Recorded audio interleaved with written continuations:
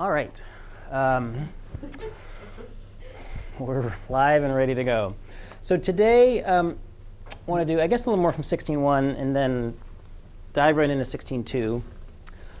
Homework help this week, today, tomorrow, and Thursday. I won't be available much on Friday. I'll be available a little bit after class, maybe for a few minutes after my chaos class, but I'm heading away for the weekend, the journey I was not able to take a couple weeks ago. Let's see. Corey, do you know your times? I'm going to do Thursday, 6:30. Okay. Okay. I suspect if you had just human nature and life being what it is, I suspect if you had had a Friday time, people would not be upset with you. Oh, no, okay. Particularly since I can't be here and Ian's not here. But again, I will be available after class for sure on Friday. The web work assignment I posted, I put the due date I think as Saturday instead of Friday, just so because I was a little late getting it up, and if to kind of give you a little bit of extra time. I think, and I've thought this before and been wrong, but that's not stopping me from thinking it now, that the web work's going to be a little bit better this week because the answers are mostly numerical. Like you do a problem, you get a number, you put in a number. As opposed to you do a problem, you get a long formula, you have to type in a formula.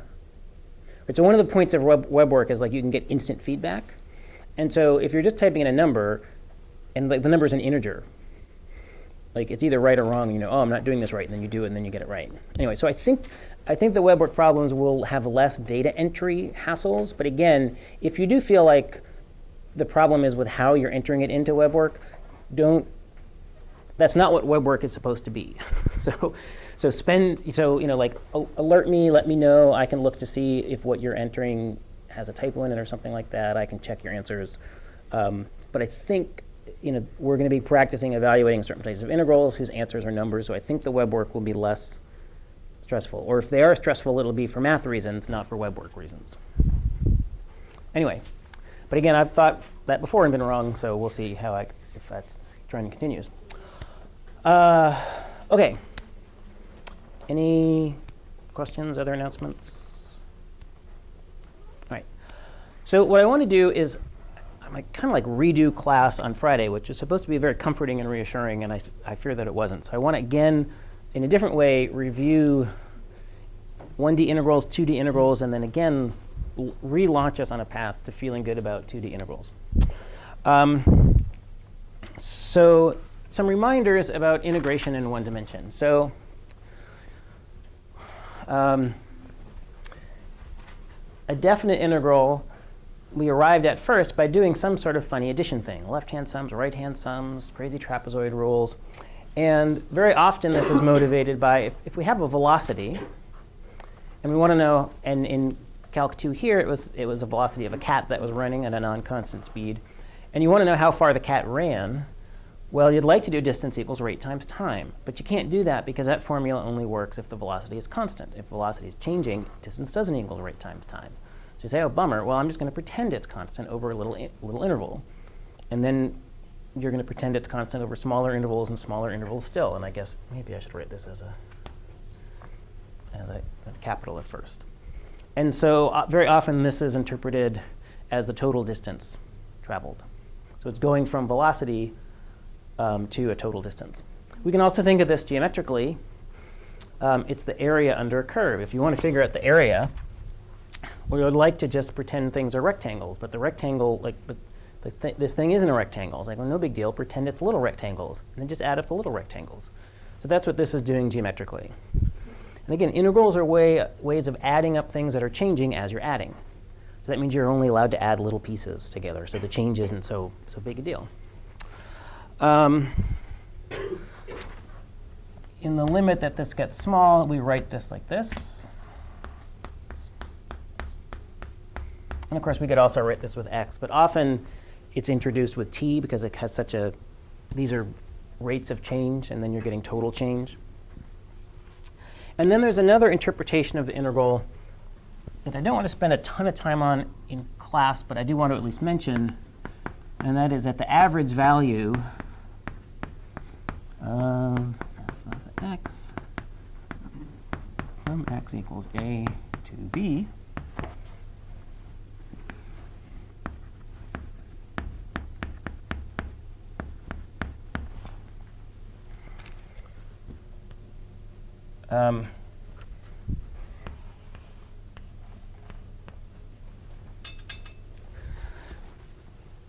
so a couple ways to think about this formula. I don't want to derive it, but motivate it, maybe. So the integral adds up a whole bunch of stuff. And like when you calculate an average, what do? You add up a whole bunch of stuff, and you divide by the amount of stuff. Bless you. And that's what we're doing here. We add up a whole bunch of stuff, and we divide by the amount of stuff. In this case, the amount of stuff is the length of the interval. Or suppose you want to know the average velocity. The cat's running at different speeds, different times. Well, what we could do that, we could take the total distance the cat went and divided it by the time it took the cat. That would be the average speed. Sometimes it's faster, sometimes it's slower. That would be the average height of this thing. Sometimes it's smaller, sometimes it's larger. The average is somewhere in the middle. So integrals are a nice way of giving averages. Again, integrals add up things that change while they're adding. And when you're doing an average, you need to add up things. And so if you're averaging things that are changing while you're adding them, an integral is summoned forth. OK. So all of this tells us what an integral is. And so far, we haven't talked about clever ways to calculate it. We only know unclever ways, which is do a lot of addition. And perhaps at some point in Calc 2, and I don't know where it would have been in your semester, you're like, wow, I'm in Calc 2 now, and I'm just adding numbers. But eventually, it stops, and you come up with better ways to do it. And so then to calculate an integral like this, I'll use x now, I guess.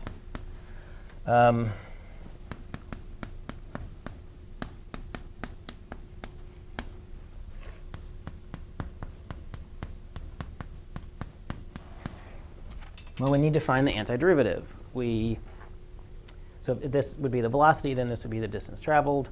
We have some function. We need to find the antiderivative, some function whose derivative is the function we have under here. And then we can calculate the integral exactly without any approximations and without doing any addition, which is sort of like the miracle of calculus.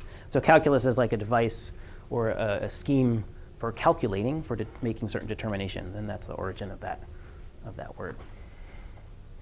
OK, so that's 1D. And 2D isn't that different.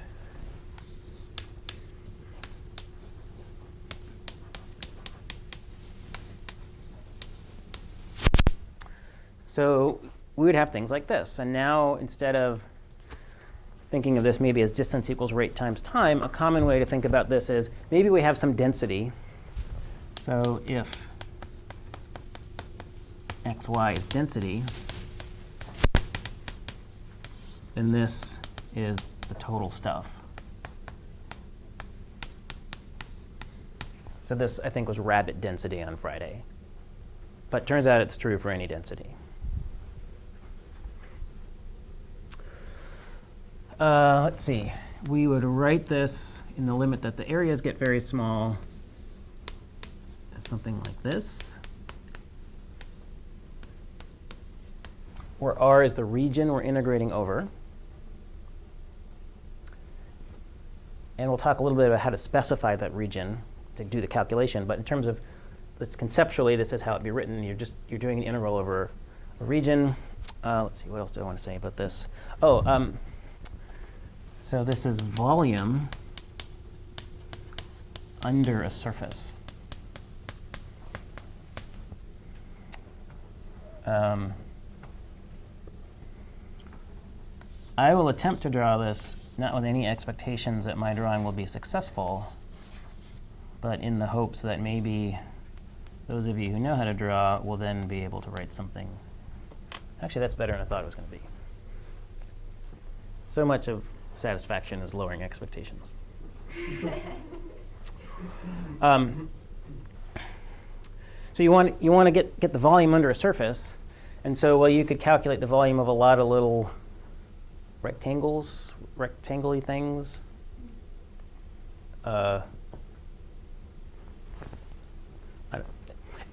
But the height is changing, no big deal. That's what an integral will do. You want to add up a whole bunch of stuff. The stuff's changing while you're adding it up. That's what definite integrals do.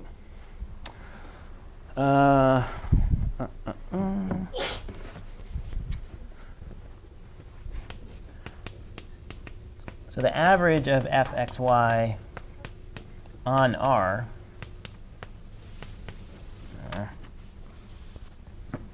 is 1 over the area of R xy dA. So it's just the natural generalization of what we had in 1D. If we want to average, if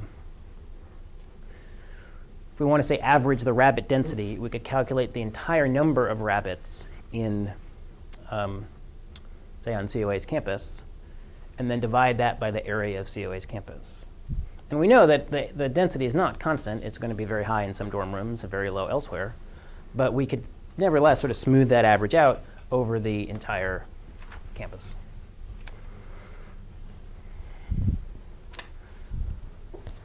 OK. So that's what two-dimensional definite integrals are. And to calculate, write as iterated it.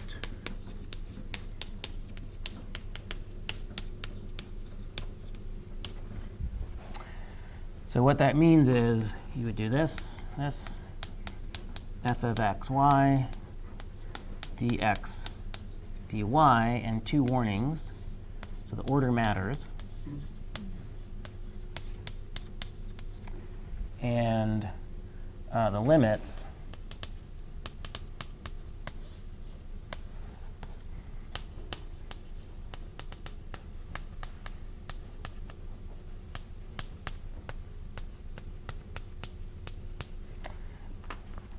require thought and care.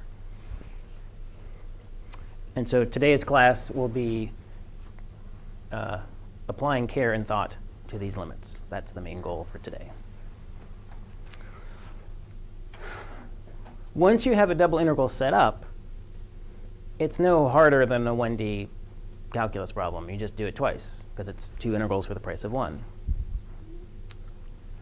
And that may seem annoying until we do triple integrals, and then you will long for the days of double integrals. That may even be tomorrow. If not tomorrow, it'll certainly be Friday. We'll probably start it. Actually, triple integrals really aren't. They're just harder to draw.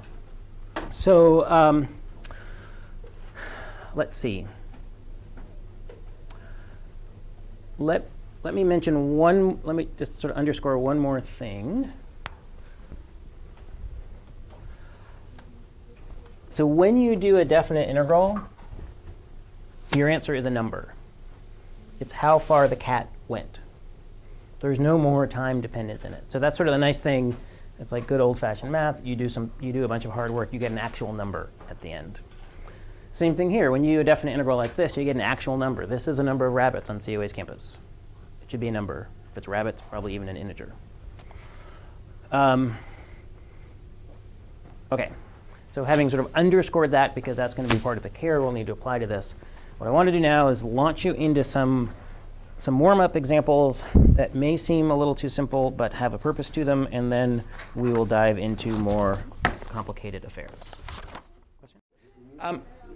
So let me say a little bit about these. There's a point to all this repetition. So this one is a good old-fashioned Calc 1 problem. You find the antiderivative. You evaluate it from 5 to 2. If you do subtraction right, and nobody complains, so I'm guessing I did, you get a number. That's how far the cat went. Great. This is the same thing as this. So the variable that you're integrating over is sometimes called a dummy variable. Like, it's just a placeholder. It doesn't end up in the final answer. It's just like sort of the name of the temporary name you use for the thing as you're counting it, and it goes away at the end. So you get the same number. 2, a constant, it just comes along for the ride. Nothing really happens to it. You could even write it outside the integral if you want. Remember, integrals are just big fancy addition. This crazy thing is a giant S. That's where, I think that's why Leibniz chose it. He just took an S and stretched it out. So you can add a bunch of stuff up and then double it, or you can double things and then add them all up. It's going to be the same number of things. So the 2 just hangs out. This is 2 times that. Log 2 is just a number. And so that number also just hangs out and is there, whatever it is, 0.0693 or something. But who cares? Log 2 is log 2. OK, so now things start to get interesting. So as far as x is concerned, y is a constant. We're just adding up x, and we're imagining y doesn't change. We're just moving in the x direction. So y is a constant, just like log 2 or 2. And so that just hangs out there. And so this might feel a little weird, particularly after I was just preaching, you always get a number, you always get a number. But really, you're getting a number as far as x is concerned. The thing that should happen is that x should be gone. You've integrated away x. X is just a dummy variable. And you're left with an answer that has a y in it. Like, oh, OK, that's fine. OK. So now this is saying, I want you to do this integral, but I'm not going to tell you how far I want you to do it to. I'm not going to give you a particular number. I'm just going to use a symbol for that y. And you're like, OK, well, whatever, I can do that. So you do the antiderivative, and now you evaluate it from 2 to y instead of from 2 to 5. So you just plug in y instead of 5, and you get an answer that has a y in it. And that's OK, because x's are gone. So you added up all the x stuff. And what you get depends on y, because if I told you guys to do y equals 6, and you guys to do y equals 7, and you guys to do y equals 8, you're going to get different numbers. So what you have here is different answers for different y's, just like you would expect. OK. So then this one, if you did it out, your answer would have an x in it. And that's resoundingly not OK. Because x you should have integrated away. The one thing that happens when you do a definite integral over x is there are no x's anymore. So this problem is not well posed, should sort of send alarm bells off. If you see yourself about to do something like this, you should definitely stop, because something's gone wrong. So I don't even know. It's not even the right question. So it takes a little bit of getting used to. And this is like when I say like double integrals require thought and care. This is the sort of care. Like when before you just start blasting ahead and doing the integral, you want to look at it and say, OK, I'm integrating over x. I've got a y left. Oh, that's OK. I'm integrating over x. I have an x left. Not OK. Yeah? Obviously, it's kind of useless information, but would it be considered wrong to say that equals x cubed minus 8 over 3? It would mean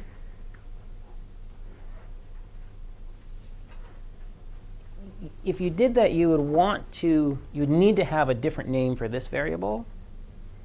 Because what happened in this statement, x is playing 2 different roles. Both the thing you're integrating over and the thing you're integrating to. So you're using the same name for things that are very different.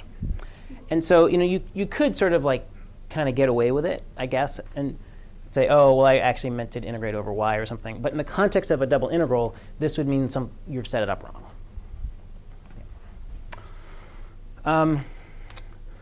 OK. So I'm going to guess that most folks haven't started these ones yet. So take a moment to give this one and maybe the next one a try. And then I'll remind you of a few things, and we'll talk about 8, 9, and 10, and then we'll forge ahead.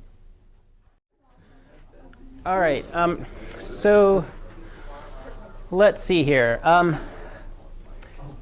So the challenge here is we want to find an antiderivative of this. And so one thing to do is just sort of to start guessing, because that's always the best way to solve problems. Again, you can put forth several, and call it an ansatz if guessing doesn't sound good enough. And you certainly could do that. It's going to be something this thing to the 3/2. So you could try, sometimes you make a first guess and you say, oh, but I'm off by a factor of 2/3 or 3 this or something, whatever, and then you kind of figure out how to fix up the constants. That's a totally legitimate way to do these. A more systematic way is with U substitutions. And those kind of undo the chain rule. So chain rule, you've got an inner function and an outer function. And so this looks to me like an inner function. So I'm going to let U be the inner function. And then you sort of roll up your sleeves and hope, which is a sort of common. That's probably the one thing that all integration techniques have in common, is they have to involve a certain amount of hope and optimism. Because you just don't know. Sometimes the obvious substitution doesn't work. Sometimes you have to try some non-obvious ones. So we're not going to spend a ton of time doing these, but I think U substitutions are going to come up in the homework and web work. So I want to say a little bit about them. So U equals 1 plus 2x.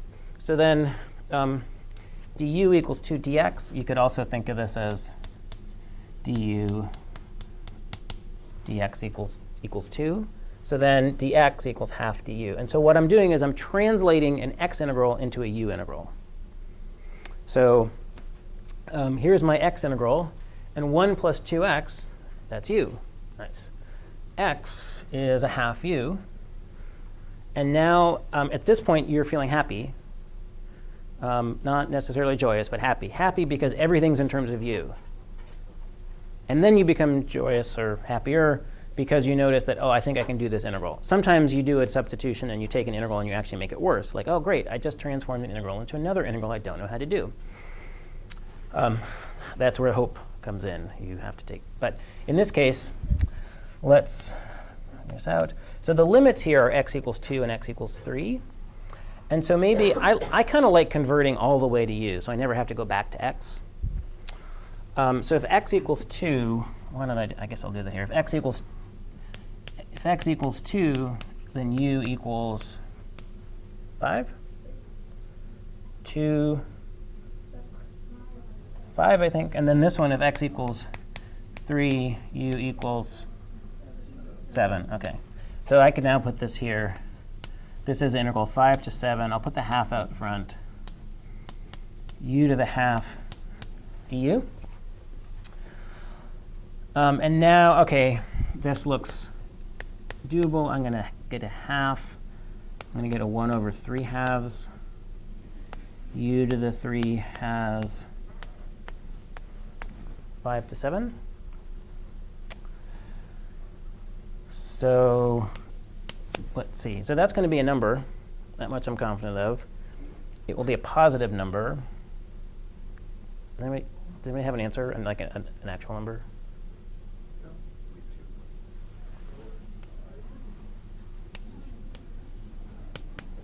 All right. They're stating their answer in the form of a question. So OK, great. All right.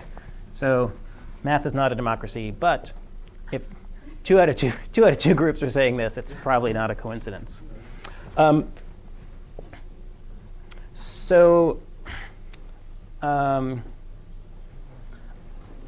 don't know.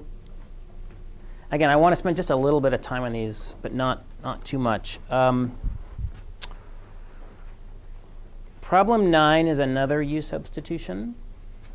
If you let u equals x squared, it'll simplify nicely. Or again, often you can just sort of like see, oh, I think I know what the antiderivative is, and then you can just sort of check.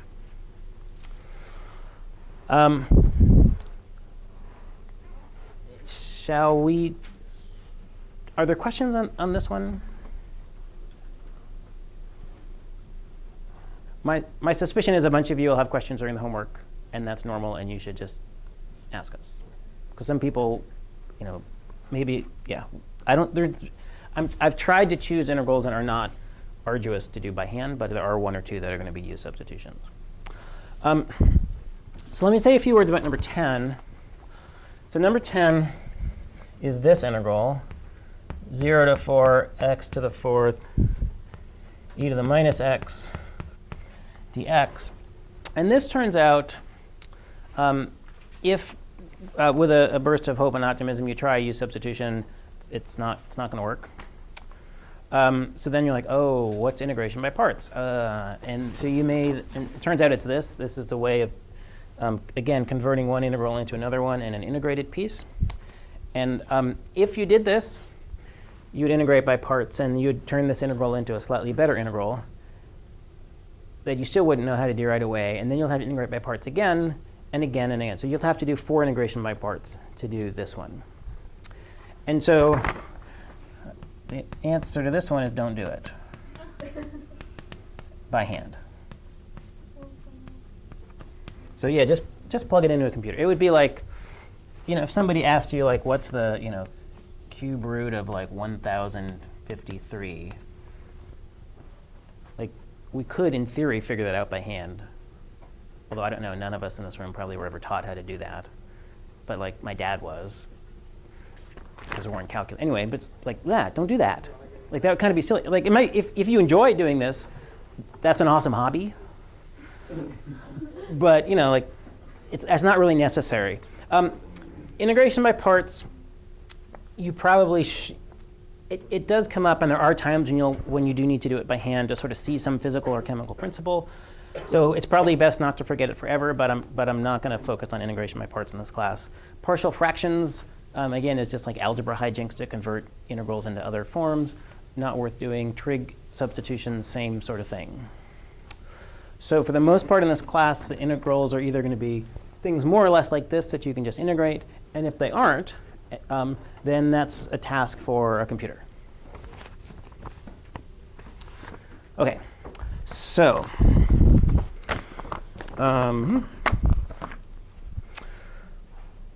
let's now turn to iterated integrals.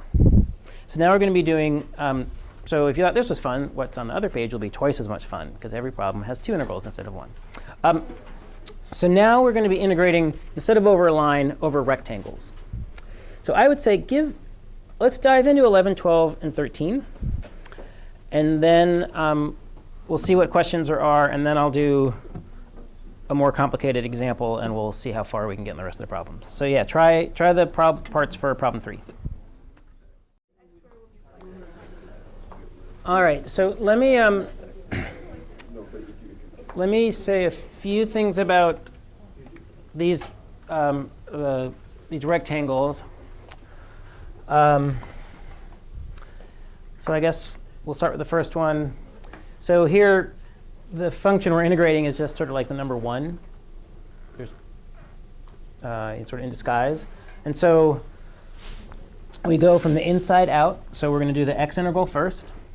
And what's the antiderivative of 1? X. Why? Because the derivative of x with respect to x is 1. And then this means plug in 2 minus plug in 0. 2 minus 0, that's 2. Boom, another integral to do. The antiderivative of 2 is 2y. Why? Because the derivative of 2y is 2. OK, we're good. That works. Then I need to evaluate that from 1 to 4. 4 minus 1, plugging in for y. 4 minus 1 is 3. 2 times 3, 6. Exclamation point, not factorial, but a sense of relief. Or, oh, yeah, this is just a rectangle. A rectangle has an area of 6. 2 times 3 is 6. This was a very complicated way of calculating the area of a rectangle. But that's sort of good to know. So you could also think of this is a surface that's just at a uniform height of 1. And the volume underneath that surface is 6, because the rectangle has an area of 6. OK, so now let's talk about this one. X, y, I do the x integral first. X goes from 1 to 2. Y goes from 0 to 3. We read inside out. And so I'll draw a picture to go along with this. So x goes from 1 to 2. Y goes from 0 to 3. So if this was some rabbit density, I'm going to calculate the density of rabbits in this entire rectangle. All right.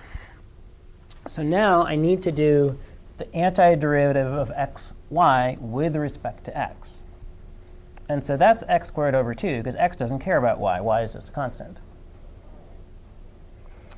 So then we need to plug in. And sometimes it can be helpful to remind yourself, like if I just did this from 1 to 2, I might plug in for, I might not know, should I plug in y equals 1 or x equals 1? But if I stick one of these here, and I'm like, oh, okay, right, this is x. I'm doing the x integral now. I'm going to do y later. X, this is x's turn. So, okay, so I plug in x equals 2, that's 4. X equals 1, that's 1. 3, okay. And notice my answer still has a y left in it, and that's okay. The x's are gone, and I'm relieved to see that. Okay, so then it's an iterated integral. We get to do it again. Now there's just y's left. Antiderivative of y is y squared over 2. The 3/2 sticks around. Plug in, and you get, at the end of the day, 27 over 4. So that would be the number of rabbits in this rectangle if this was some weird rabbit density. Are we OK so far? OK. So I think key to doing these, once you have them set up, is to sort of talk to yourself as I've been talking to myself. You're doing the x integral, then the y integral, what's changing, what's not changing. If you're kind of constantly sort of interrogating yourself and sort of looking at the equations to make sure they work, it'll be OK. Interrogating yourself is far too harsh of a verb. Respectfully asking yourself, does this make sense? Yes, it does. I'm allowed to have a y. Anyway, things like that. All right. So this one, these are in a different order. And so you're now integrating over a different rectangle. And this says we're going to do the y first, and then the x. And we're going to end up with the same answer, which I actually didn't intend to have happen. But this is symmetric in x and y, so that's why it happened. I should have put a squared here. I was trying to have something that would be easy to do, but I made it a little bit too simple to illustrate the point that in general you would get different answers for this. And that makes sense, given your worldly knowledge about rabbits. There would be no reason to expect the number of rabbits in this rectangle to be the same as the number of rabbits in that rectangle, unless the rabbit density happened to be uniform, which we know it's not. OK. So we would do this one from the inside out. Similarly, but we start with y. Again, I'm reminding myself to plug in y, and we end up with that number. Are there questions on these? OK, so now things are going to get exciting, because you may have been wondering, what if I want to know the number of rabbits in a region which is not rectangular? There's more to the world than rectangles, perhaps. How would I do that? Well, let's do an example. So, all right, so here's an example.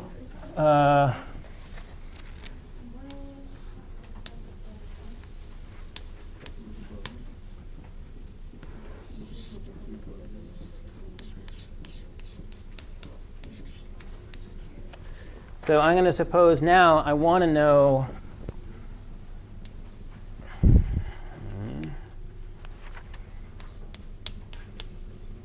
x plus y. Sure, we'll do that. dA over this region.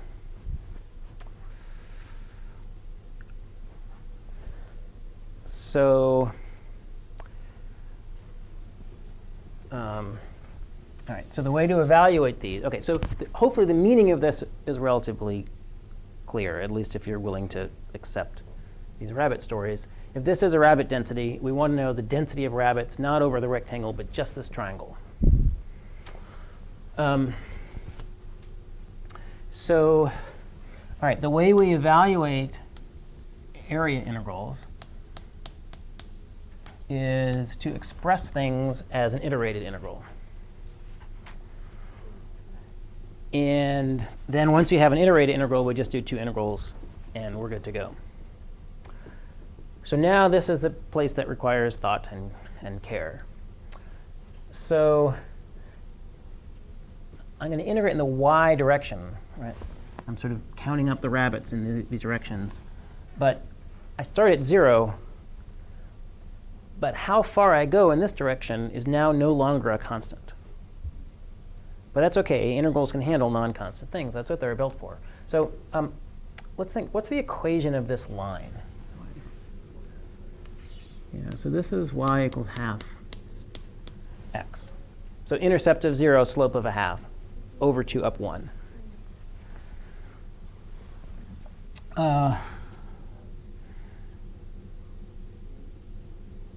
So y equals half x. Let me look at my notes. OK, so that also means that x equals 2y. So I'm feeling like we should do the y integral first. And I'm feeling that because the y integral starts at 0 and goes up to something. If I were to do the x integral first, I will be starting from something and going to something. And zeros are nice numbers to plug into formulas. They often make things go away. So like a good strategy, if you don't know which way to do it, like try to maximize like zeros. Or not max, I mean, you're going to have the same number of zeros. Like put the zeros in your equation sooner rather than later to make some terms go away. So anyway, so I'm going to say, let's do the y first and then x. You can do it the other way. It doesn't matter. Because it's the same number of rabbits. Just in the order we count them in doesn't matter. But I think it's going to be a little easier to do it this way. OK, so now y, I always start at 0. But how far I go depends on on my x value. And how does it depend? This is my upper limit. My upper limit is just 2 times my upper y limit is a half x.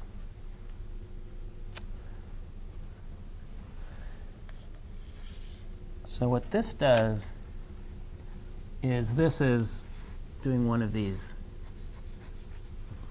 sorts of things.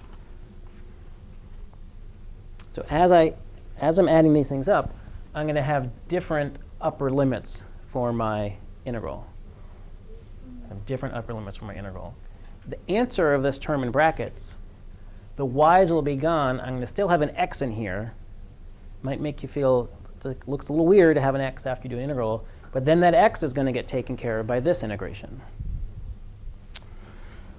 So x, I need to add up all of these little orange rectangles as x goes from 0 to 2. So, with half x, you're just decreasing the distance between the two x's. To be more specific, more zeros to values to area. Yeah, so you might think, oh, I should go, like, you might say, oh, this is like problems before. Y goes from 0 to 1. But it doesn't go from 0 to 1 over here.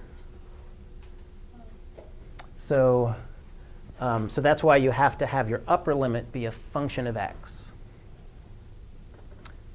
So a key to these, and we'll practice a couple, and then we'll practice some more on Wednesday, because these definitely take a little bit of getting used to.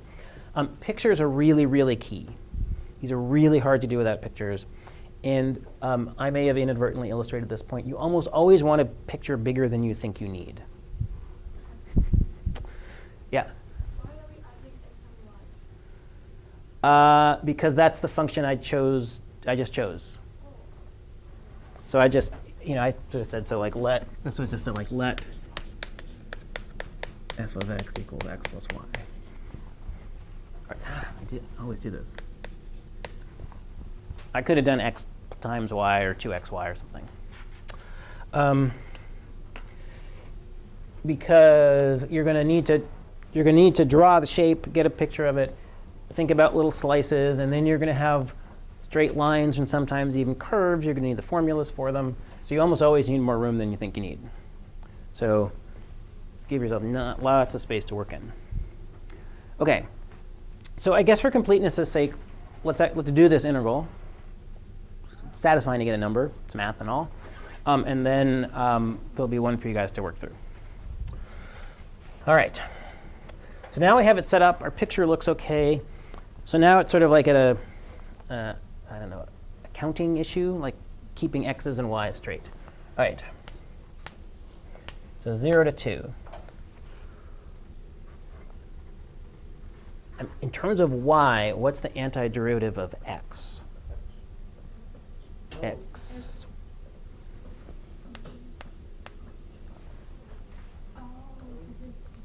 Yep. In terms of y, what's the antiderivative of y? Yep.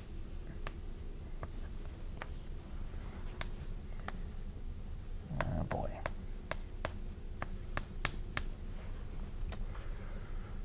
And I'm going to just write as a reminder to myself that this is y equals 0 and y equals half x.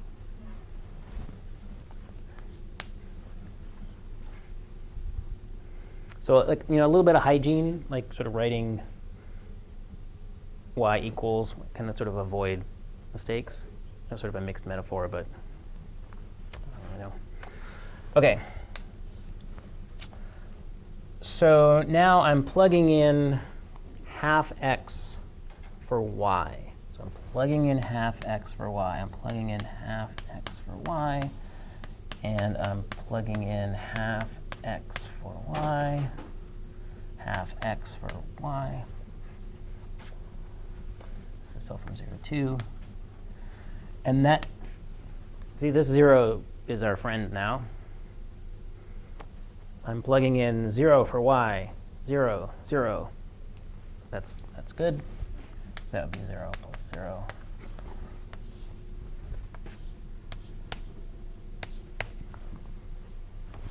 OK, so once you do one interval, come up for error and say, all right, does this look right? Let's see. I'm integrating over x, and I only have x's left, no more y's. OK, that seems all right. So let's see what we get to do now. So now we have, still from 0 to 2, we've got x squared over 2, x squared over 8. OK. Now dx, this is going to be x cubed over 6. This is x cubed over 24. At this point, I'm thinking maybe I should have factored out a half, but that's OK. 0 to 2. So this is, well, 8/6 plus 8/24. There's surely something that can be done with those fractions.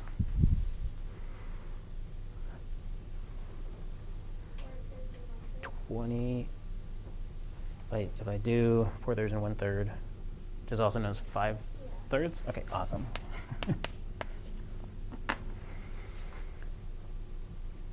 Yeah. If you were to write easier way, dx dy, would you use the lower value 1/2 x? Or, no, 2y for x? Correct, yep. So, so if you decided, I don't want to encounter a 0 until the end, or it was some other function that like it was just easier to deal with the x first, in order to flip the limits around, I would sort of always like go back to the picture. So it's not as simple. So like for here, if you want to flip the limits around, you just do it, and because it's just a rectangle. But here it's much trickier. So again, that picture larger than you think you need it comes in handy. So let's give number 4 a try, and we'll work through that, and then we'll for sure do at least 1 or 2 more of these tomorrow as well. All right. So the key to these is to always start by drawing a picture. And even I didn't follow my good advice. Well, first I drew the wrong picture, but then I drew a picture that was too small, and then I was like, I've got to draw it bigger. So here's a region I'm integrating over. And the equation of this line, I'm going to need that. That's y equals 4 minus 2x. And then here I inverted that and said that this equation is also x equals minus half y plus 2, because I was going to need that later. So we decided to do the y part first. And in this one, it doesn't really matter. It's bad no matter what you do. It's a tiny, tiny bit better if you do the x first. But in either case, you're going to end up plugging this into a computer, I suspect. Again, unless you need a hobby. And you want to you could FOIL that out. But you probably have other things to do. Anyway, so I'm going to do y and then x. Y, what happens to y? Y starts at 0, and it goes up to something. And it's a different thing. It's where I am in x depends how far I go in y. That's exactly what this function tells me.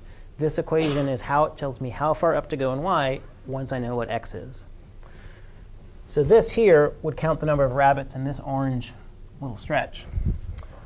And so I go from 0 to 4 minus x squared. OK, so then I need to take the antiderivative of this thing with respect to y. X squared just hangs out. A quarter y to the 4th. I'm like, oh boy, that's not going to be good. Then plugging in, reminding that this is the y integral I'm doing. Y is 0, y is that. 0, at least that's good. I plug in this. I get that to the 4th. And then I stop and look at this. And I would look at this, and I would decide, I don't want to do this integral. So it's type it in a computer. But I also would know, but this is like a reasonable looking answer, because it's all in terms of x. It's a perfectly legit 1D integral. The y's are gone. I might say, gee, I wonder if something nice would happen so I could do this if I did it in the other order. So then that means I want to count the rabbits this way first. So then I'm going to start from 0, and I'm going to go up to, well, how far am I going to go? Well, I'm going to go a different x value depending on where I am on the y-axis. And that's what this tells me. It tells me how far to go in x for a given y. That's what the equational line is. So then the number of rabbits in this yellow strip is the first integral in here. I start with x and I do y. So then x, let's see, the antiderivative of this, as far as x is concerned, the y cubed just hangs out. Antiderivative of x squared is a third x cubed. Like, well, cubes are better than 4th powers, but not so good that I'd want to do it by hand. Anyway, so now I'm going to plug in x equals 0, x equals this. I'm plugging into x. I'm left with this big expression. I should keep this dy.